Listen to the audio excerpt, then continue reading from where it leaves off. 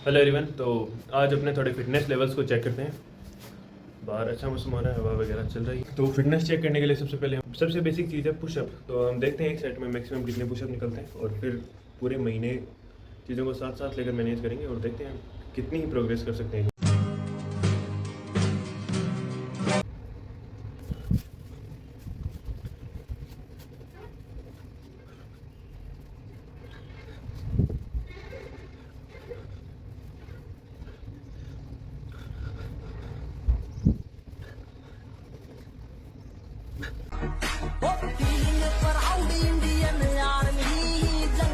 पूरी 31 पुशअप ही निकाली एक बार में। सेट निकालने को तो मैं निकाल सकता हूँ। ऐसे जब मैं नॉर्मली करता हूँ तो मैं पहले 15-15 की 2 सेट करता हूँ और फिर 10-10 से करके नॉर्मली 60 पुशअप निकाल लेता हूँ।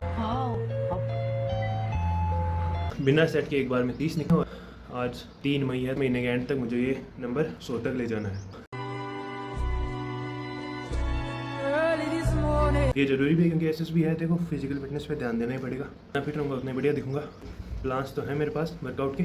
जितना ध्यान आप कुछ वर्कआउट वगैरह करने पे देते हैं उसके अलावा आपको डाइट वगैरह का भी ध्यान रखना चाहिए। मुझे भी कुछ बल्क वगैरह पे नहीं जाना है। मैंने कल परसों कहा था वीडियोज़ में कि मैं खाता बहुत हूँ, घर पे रहता हूँ।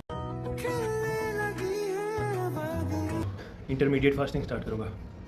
जिनको नहीं पता इंटरमीडिएट फास्टिंग क्या होता है, एक तरीका होता है भाई, जाना पहचाना है, साइंटिफिक है कि आप 16:8 के हिस्से में दिन को डिवाइड करो।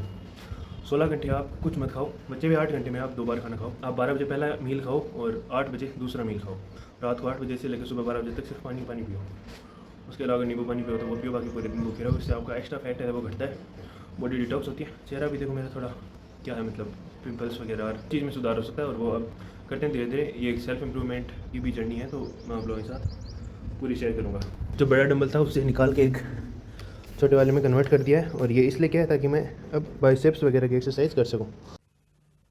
क्यों नहीं हो रही पढ़ाई? शोल्डर में अपने आप टारगेट कर लूँगा। मेरे पास एक रेजिस्टेंस बैंड भी है, 2 छोटे छोटे डंबल हैं। ये छोटे इसलिए क्योंकि मेरे से शोल्डर का जो वर्कआउट था ना वो 5 किलो से नहीं हो रहा था। ये 5 किलो काफ़ी हैवी वेट लग रहा था। खाओ माँ कसम। तो बेसिक आइडिया के लिए मैं आपको यहाँ से थोड़ा दिखा रहा हूँ कि आज क्या कंडीशन है और 1 महीने बाद मुझे कैसी करनी है। शोल्डर्स मेरे कुछ खास नहीं है, बस कर रहा हूँ धीरे धीरे।